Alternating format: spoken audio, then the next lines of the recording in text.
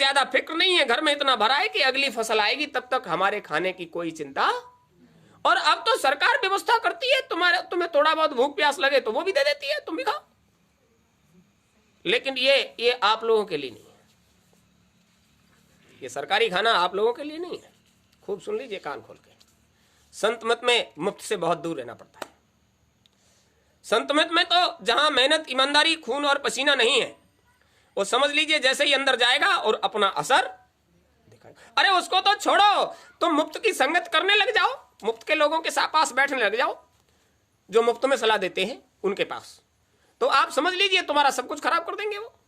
क्योंकि सलाह तो मुफ्त में देते हैं ना, तो वो कितनी बढ़िया सलाह देते होंगे। वो तुम्हारे घर में कभी फूट ना पड़े, मुफ्त के सलाहकारों के पास बैठने लगिए, वो घर में कल से झगड़ा शुरू हो जाएगा, वो तुम्हारे दिमाग को परिवर्तित कर देंगे। तो मुफ्त से बचिए। ये जो व्यवस्था परंपरा चल रही है वो काल की बनाई हुई है। सबके मन मस्तिष्क को दूषित कर दो, मुफ्त का खिलाओ, अन्न में दूषितता पैदा कर दो, व्यवहार में दूषितता पैदा कर दो, आचरण में दूषितता पैदा कर दो, अन्नदाता के मन में दूषितता पैदा कर दो। देखिए अभी क्या कितना मामला हो गया। आपको 21/1/21 को बताया गया था कि निकट भविष्य में अंतर्मन ऐसे काम करने लग जाएगा जिसमें भले बुरे का कोई ज्ञान नहीं रहेगा। अभी दिल्ली में हो गया, 21 को बताया, 26 को हो गया और बड़ा घमासान चल रहा है। और ये कहा था कि अब जो भी होगा, अब कुदरत का काम भी बहुत जल्दी होगा, तो आप ये कहने लग जाओगे, कहते हैं वहां और हो जाता है वहां। महापुरुष की वाणी है, ये पुतला है हमारा आपका, तो ये पुतला है। परमात्मा का वो वास्तविक तत्व तो इसमें इस समय जागृत है।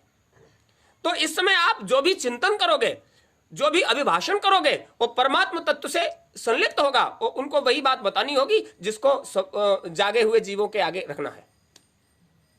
अब जिनको चेत है वही तो आएंगे यहां, तो चेत है वो यहां आएंगे, उनको बात मिलेगी और वो ये कहेंगे हाँ बिल्कुल सही बात है। वो 21 को कहा था, 21/1/21 है, सारे काम 21 होने लग जाएंगे। और देखिए ये 21 क्या, वो तो बहुत ज्यादा 30-35 तक निकल गया। अब मामला ये है कि बहुत किसान संगठन के जो नायक थे, पहले ही कहा था नायक बिगाड़ेंगे उसको, तो उनका नेतृत्व कर रहे थे जो लोग, उनकी शामत आ गई। पहले ही कहा था जनता का नेतृत्व करने वाले नेताओं, अब तुम्हारी शामत आने वाली। उसको देखिए, उस दिन के उसको वीडियो को देखना, उसमें लिखा है आपकी शामत आने वाली है। तो जितने नेतृत्व करने वाले थे वो बेचारे सब फंस गए, उन पर देशद्रोह तक की चर्चा हो रही है, लग रहा है। यानी इतने संगठन के नायक थे, नेता थे, और ये कह दिया था उस दिन कि नेता और नेताओं की जिम्मेदारी दोनों खतरे में। और कितना समय गुजरा, 5-6 दिन के अंदर वो बात सामने आ गई। पहले कहा और वो बाद में आई, तो वो पहले से ही आपको इशारा कर दिया गया था। और अब तो और भी समय ज्यादा जटिल, हर पल जटिलता की ओर। और सब लोग सोच रहे हैं ऐसा कुछ भी नहीं होगा, और जैसा होना था वैसा हो गया। दिल्ली जैसे प्रदेश में जहां इतनी कड़ी सुरक्षा व्यवस्था, और वहां व्यवस्था फेल। गुरु महाराज ने एक बार क्या किया, अचानक से चले गए और संसद में जहां वो अध्यक्ष बैठते हैं उनके बराबर में जाकर खड़े हो गए। और जब लोगों की उन पर नजर पड़ी तो उन्होंने कहा, अरे बाबा जी यहां कैसे आ गए? तो उन्होंने कहा, क्या सुरक्षा व्यवस्था है आपकी? आपकी सुरक्षा व्यवस्था क्या है? मैं यहां तक पहुंच गया, मैं यहां तक पहुंच गया, इसका मतलब है यहां तक कोई भी पहुंच सकता है, कोई भी पहुंच सकता है। तो तुम जब स्वयं की सुरक्षा नहीं कर सकते, जनता की सुरक्षा क्या करोगे? देश की सुरक्षा क्या करोगे? इसलिए कान खोलकर सुन लो, तुम्हें सुरक्षा व्यवस्था को मजबूत करना है, नहीं तो तुम और देश दोनों खतरे में। और कुछ समय के बाद घटना घट गई थी कि संसद के 9वें गेट तक आतंकवादी पहुंच गए थे। महात्मा ने पहले इशारा किया, जाकर समझाया, बताया, और 9वें गेट तक जब पहुंच गए थे तो सबके प्राण संकट में आ गए थे। देश का नेतृत्व करने वाले ही जब न रहते तो फिर देश को संभालने में बड़ी दिक्कत आ जाती। तो महात्मा तो पहले से बताते हैं, इशारा करते हैं आपको ऐसे करना चाहिए। तो उन्होंने तो सारी बात बताई, उन्होंने इशारा भी कर दिया आपको ऐसे करना चाहिए। और आपको भी, आप जिम्मेदार हो, आपकी जिम्मेदारी है। यदि संसार में मनुष्य का तन लेकर आप आ गए हो तो ये मतलब नहीं है कि आप अपने घर से चल पड़े कि हमें तो जाना है वहां आश्रम में सत्संग सुनेंगे, मालिक के दरबार में हाजिर नाजिर हो जाएंगे। आप जिस घर परिवार समाज में पैदा हो गए हो, आपकी जिम्मेदारी है जब घर से चलो तो आपके आगे के पीछे के ऊपर के नीचे के जिन जिन से तुम्हारा संबंध रहा है रिश्ता, उन सब से अंतर में वहां से ही कहो चलो भैया चलो, सब लोग चलो। जो जागृत शरीर में हो चलो भैया सत्संग सुनेंगे, वहां मालिक का दरबार लगेगा। और जो शरीर में नहीं है उनसे भी कहो अरे तुम्हारा छूट गया तो क्या बात है, वहां चले जाओगे, मालिक की मौज हो जाएगी, प्रसाद मिल जाएगा, तो वहां तो कोई भी किसी भी तरह से पहुंच जाएगा, उसकी कामना पूर्ति हो जाती है। तुम्हें भी मनुष्य का शरीर मिलकर तुम भी साधन भजन करके निज घर पहुंच जाओगे, और ज्यादा लंबी बात नहीं होती है। भगवान श्री कृष्ण को जाए कितना समय हुआ है? 5250 बरस, 5250 बरस हो गए वो यहां से गए। लेकिन कहां गए? वो तो यही है, वो तो कहीं गए ही नहीं। आज भी है, निधिवन में उनका सत्संग चलता है प्रतिदिन। तुम्हें तो सप्ताह में एक दिन का समय मिलता है, प्रतिदिन निधिवन में आज भी वो रहस्य मंडल की व्यवस्था आज भी चल रही है, और रहस्यात्मक चीजों को आज भी सुनाते बताते हैं, साधन भजन कराते हैं, सत्संग सुनाते हैं। आज भी चले जाइए निधिवन में, वृंदावन में। हम तो बहुत बार लोगों को ले गए हैं और खूब दिखाया है, ये देखो वो जगह है जहां वो ऐसा करते हैं, वो ऐसा करते हैं। और फिर विषम परिस्थितियों में भी उन्होंने विचार कर लिया कि आगे आगे आने वाले समय के लिए हमको क्या करना है। देखिए भविष्य के लिए भी उन्होंने गीता में उपदेश जो दिया था वो दोनों सेनाओं के बीच में खड़े होकर दिया था। गीता का उपदेश युद्ध होने वाला है और उन्होंने सोचा व्यवस्था का अंतिम चरण मान लीजिए, तो इसलिए आगे के लिए तो व्यवस्था करनी है। तो उन्होंने पूरा गीता का उपदेश, इतना मोटा ग्रंथ गीता, और कब तक कहते सुनाते रहे होंगे, उन्होंने समय को भी रोक दिया। ठहर जाइए, रुक जाइए, अभी जो काम हमें आगे व्यवस्था करनी है उसके लिए आप रुक जाइए। समय भी रुक गया, सब खड़े रहे, सबको पता नहीं चला कि इतने लंबे समय तक उन्होंने भविष्य के लिए जो व्यवस्था की वो करते रहे, वो सुनते रहे, वो करते रहे, वो सुनते रहे। कृष्णद्वैपायन व्यास वहां बैठकर लिखते रहे। संजय व्यास जी का ही शिष्य था, वो वहां धृतराष्ट्र को सुनाता रहा, क्योंकि उसको अंतर्दृष्टि खोल दी थी उन्होंने। तो बेटा तुम इसको काम को करना, तो वो उधर उनको बताता रहा, वो वहां बैठकर लिखते रहे और वो वहां बैठकर सुनाते रहे। अब कहां वो बैठकर कृष्ण द्वैपायन व्यास द्वैपायन द्वीप पर लिख रहे थे, और हो रहा था कुरुक्षेत्र में मामला, और वो कुरुक्षेत्र में सुना रहे थे, और इधर हस्तिनापुर के दरबार में बैठे हुए महाराज धृतराष्ट्र को संजय सुना रहे थे। टीवी लगा हुआ था क्या? देख रहे होंगे। अरे भाई पहले ये व्यवस्थाएं नहीं थी, अंतर्दृष्टि से सब देख रहे थे, वहां से देख रहे थे, वहां हो रहा था, वहां लिख रहे थे, वो कह रहे थे, वो देख रहे थे, वो सुना रहे थे, वो लिख रहे थे, यानी सब कुछ हो रहा था। सुन रहे थे, सुना रहे थे, लिख रहे थे, बता रहे थे। इतना ही होता है ना क्रियाओं में, एक बताने वाला बताता है, लिखने वाला लिखता है, सुनने वाला सुनता है और सुनाने वाला सुनाता है। सब प्रक्रिया चल रही थी, और आज के समय के लिए सब कर दिया। वो वहां आकर बात थोड़ी अटक गई थी जब उन्होंने कहा था कि कर्मंडे कर्माणे जिज्जी विशेषतम समा, यहां बात अटक गई। कर्म करते हुए जीव को 100 वर्ष तक जीने की इच्छा रखनी चाहिए।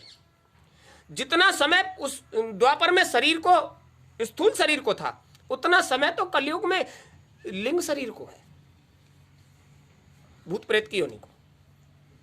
लिंग शरीर तो 10,000 वर्ष तक जाता है, लेकिन इसमें जो भूत प्रेत की योनि होती है वो 1000 वर्ष के लिए है, और उस समय उस स्थूल शरीर की आयु 1000 वर्ष थी। अब तो भूत प्रेत की योनि में जाने पर 1000 वर्ष का समय है। तो जो व्यवस्था आज हो रही है वो 5000 वर्ष से आज तक चल रही है, बंद नहीं हुई है। कबीर साहब आए 700 वर्ष पहले, उस समय से ये व्यवस्था आज तक चल रही है। जो हम आपको बता रहे हैं वो 700 वर्षों से अनवरत चल रही है, एक दिन भी बंद, तो लगातार चल रही है। 5200 वर्ष से वहां चल रही है, 5250 वर्ष से, और आज तक यहां चल रही है। कबीर साहब जब से आए तब से धराधान्य को, यानी महात्माओं का की जिम्मेदारी है, जो भी जीव आए उसकी संभाल के लिए, अगर वो इच्छुक है तो उसकी संभाल के लिए कोई ना कोई जरिया निकाल दिया जाएगा कि आप इस जरिए से इस धार पर टिके रहो और आगे तुम्हारा काम हो जाएगा। अब कैसे हो जाएगा? तो आपको नानक साहब का वो बताया था कि नानक जाए अंगूठा बोरा, सब जीवों का किया निवेरा। यानी एक साधक ने पूरे नरक में बसे हुए जीवों का काम बना दिया। तो आप तो इतने साधक हो, आप अगर चाहो तो एक जीव को पकड़कर अगर धार पर लगा देता है तो उसका काम हो जाएगा। तो काम अपना बनाओगे और साथ में जिम्मेदारी आपकी यह भी है कि जो भी आपसे संपर्क में आया है एक बार उससे कहो चलो चलो मिल के आते हैं, चलो देख के आते हैं, वहां क्या होता है सुन के आते हैं। अब बड़े बुजुर्गों का क्या हाल है, जो शरीर छोड़ भी गए हैं और अभी भी अगर लिंग शरीर में प्रेत योनि में है, तुम आओ चाहे मत आओ वो तो आ जाते हैं, पकड़ पकड़ के लाते हैं। आ गए महाराज, और महाराज जी आए सत्संग सुनने। अब महाराज जी को इतना अच्छा लग गया कि आपसे प्रेम हो गया, और आपसे प्रेम हो गया तो लौ लग गई, और लौ लग गई तो वेदना पैदा हो गई। अब वेदना पैदा हुई, शरीर नहीं रहा हमारे पास। हम भी इन लोगों के साथ बैठकर साधन भजन करते हैं, और साधन भजन वाला शरीर चला गया। अब बड़ी तड़प, अब करुणा पैदा होती है। अब जैसे ही करुणा पैदा होती है आंख से आंसू निकल पड़ते हैं, और अपने पास तो है नहीं, किसी न किसी दूसरे के शरीर के का माध्यम लेंगे तो रोते हैं। बहुत लोग आए और उनसे कहते हैं अरे भाई आप इन्हीं के साथ आते रहिए, मालिक की दया मौज तुम पर हो जाएगी, वो कभी छोड़कर जाने वाले नहीं है, तुम कभी भी अपनाओगे वो तुम पर दया कर देंगे, और जब उनकी दया हो जाएगी तो मनुष्य का तन तो मामूली सी बात है।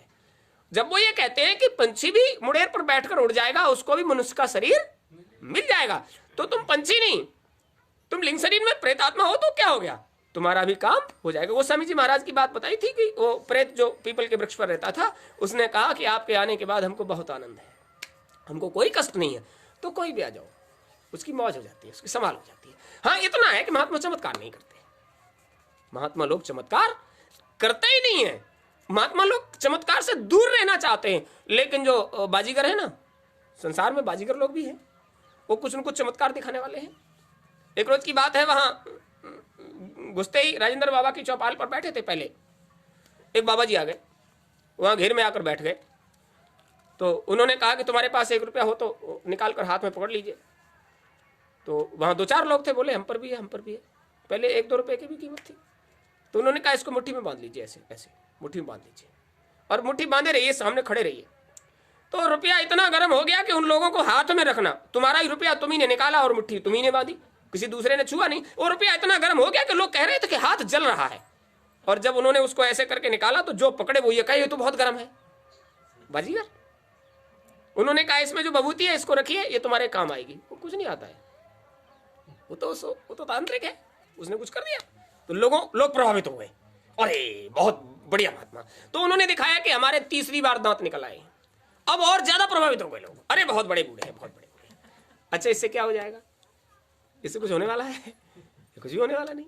एक बार कबीर साहब सीधे सज्जन महात्माओं के लिए क्या है, वो गोरखनाथ जी पहुंच गए, और वो ऊंची आवाज में निकाल, देखते हैं कितना बड़ा साधु है, देखते हैं कितना बड़ा महात्मा है। अब कबीर साहब अपना ताना बाना चला रहे थे, तो उनको क्या लेना देना था। अब ज्यादा जब कहा तो उन्होंने कहा अरे भाई निकलना पड़ेगा, काम को बंद कर दिया। बाहर निकल कर आया, अरे महाराज खूब आए खूब आए खूब आए।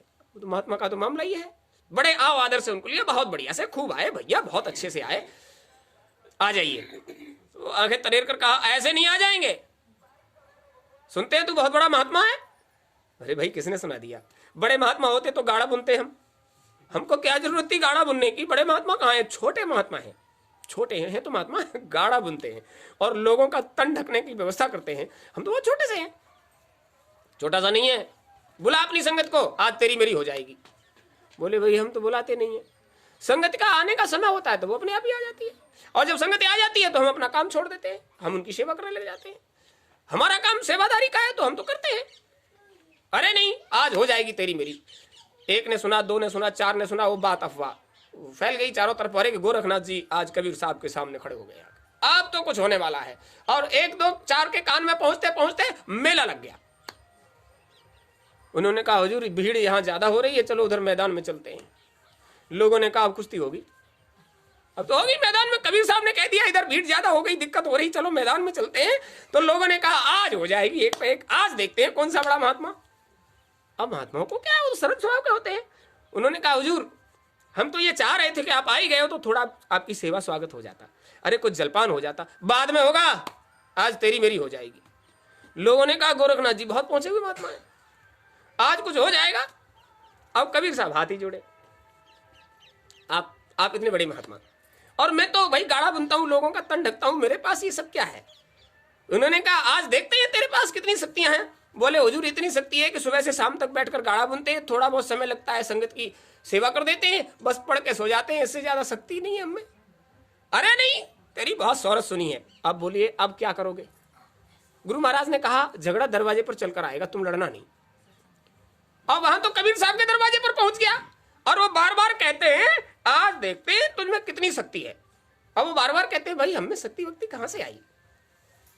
जब ज्यादा कहा तो चलो मैदान में, भाई मैदान में चलते हैं। मैदान में पहुंच गए। गोरखनाथ जी ने कहा खड़ा हो जा सामने। बोले सामने ही खड़े हैं। हुक्म करो सरकार, क्या सेवा करें आपकी? बोले सेवा नहीं, हमसे अगर बात करना चाहते हो, शास्त्रार्थ करना चाहते हो तो हमारे आसन के बराबर आसन लगाओ, हमारे आसन के बराबर आसन लगाओ और तब बैठकर हमसे बात करो और ये जनता सुनेगी। बोले हुजूर लगाओ आसन, कहां लगाओगे? तो हम आपके चरणों में बैठकर बात करते हैं, आसन लगाओ। गोरखनाथ जी ने अपना त्रिशूल आसमान की तरफ फेंक दिया। अब कहां चला गया दिखाई नहीं दिया। बोले मैं अपने त्रिशूल पर बैठकर बात करूंगा। अब उन्होंने तो त्रिशूल को ऐसे कर दिया और आसमान में जाकर वो लटक गया। अब लटक गया तो सबने देखा कि गोरखनाथ जी गए और उस त्रिशूल के ऊपर बैठकर बोले आओ इधर बैठकर बात करते हैं। अब बोलो क्या करोगे? वो कहते हैं चमत्कार नहीं करना है, और ये आ गए अपना चमत्कार दिखाने। त्रिशूल को फेंक दिया, वो आसमान में लटक गया। दो लोगों ने देखा बहुत थोड़ा सा दिखाई दे रहा है, वो वहां लटका हुआ है, और देखा कि गोरखनाथ जी गए और उस त्रिशूल के ऊपर बैठ गए। आवाज लगाने लगे आजा कबीर यहां बैठकर बात करते हैं, तेरी मेरी आज इधर हो जाएगी। उन्होंने कहा साहब आप तो आसमान में लटके हो, त्रिशूल के ऊपर बैठे हो, मेरे पास तो त्रिशूल है नहीं, अब मैं क्या करूं? मेरे पास तो ऐसे करके जेब से हाथ निकाला और बोले ये सूत की पिंदिया है, त्रिशूल तो है नहीं मेरे पास, मेरा काम है गाड़ा बुनने का, तो मेरा तो सूत का काम है। और उन्होंने ऐसे करके एक छोर को पकड़ लिया और दूसरा छोर ऐसे करके आसमान की तरफ कर दिया। पिंदिया कहां तक गई इसका कोई पता नहीं, वो तो जाती रही एक छोर हाथ में, और उस छोर से कहा तुम यहीं रहना, हम गोरखनाथ जी से बात करके आते हैं। कबीर साहब अंतर्ध्यान हो गए। ऊपर से आवाज आई गोरख मेरे सामने आकर बैठ, तब तुझसे बात करते हैं। अब गोरख पूछ रहे हैं कि तुम्हारा सामना कहां होगा, हमको बताइए, हम तुमको देख नहीं पा रहे हैं। बोले अपने त्रिशूल के साथ चले आओ, तुम्हारे पास तो त्रिशूल है, अपने त्रिशूल के साथ चले आओ और मेरी पिंदिया का अंतिम छोर जहां मिल जाए वहीं पर हम आसन लगाकर बैठे हैं, आ जाओ बात ही कर लेते हैं। आज जबरदस्ती चमत्कार के लिए प्रेरित करते हो जनता को इकट्ठा करके, और तुम चमत्कार दिखाना चाहते हो। उन्होंने कहा तेरे पास त्रिशूल की शक्ति है, उसके साथ चला। अरे तू तो बहुत बड़ा तांत्रिक है, आजा आज सामने बैठकर ही बात करेंगे। गोरखनाथ जाने कब तक त्रिशूल को लिए भागते रहे और उसका दूसरा सिरा उनको नहीं मिला, और थक हार कर लौट आए। वहां जो जनता बैठी हुई थी सबने पूछा आप गए थे, आपका काम हो गया? बोले हमको मिले ही नहीं, बात कहां से करते? और कबीर साहब उसी सूत के धागे को पकड़कर उतरते चले आए